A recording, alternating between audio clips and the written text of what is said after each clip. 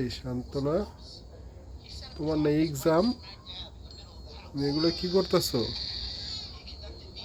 কাজ করতেছি, অর্ডার আছে দিতে হইব না এগুলা। পরীক্ষা দিবা না? পরীক্ষা তো দিমই, শান্তা না পড়লেও পাস।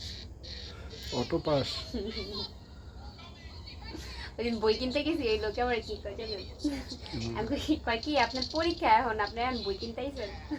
আমি তো সমস্যা নাই, পরীক্ষা আর একদিন আগে বই কিনলেই হয়। কয় এখন হেলিকপ্টার মন্ত্রী আয় পড়ছে আপনার, কয় এখন আর এই দিন নাই, আগের দিন নাই, হাসিনার দিন শেষ।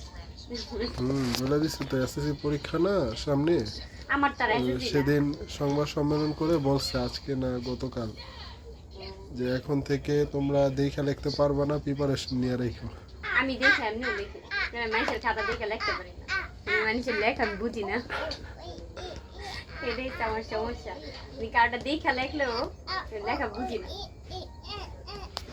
সমস্যা নেই, কা পাস করে যাবো, এই জাগরে এটি বানাই দিতেছি না, এখন দোয়ায় পাস করে যাবো, বুঝছেন?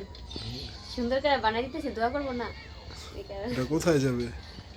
এইটা এটা কই যাবে, এটা সিলেট নাকি কই জানি, দেখো যাইবো ব্যাপারটা সিলেট সুন্দর। নাই নোয়াখালী। হ্যাঁ, কালার কম্বিনেশনটা অনেক সুন্দর না? এটা আসলে উনি যে পিক দিছিল ওটা হচ্ছে অন্য কালার দিছিল, আমারে বলছে এই কালার, আমি আর কি সুতা দেখাইছিলাম, ওই কালার সুতা তো আমার কাছে নাই, এই জন্য।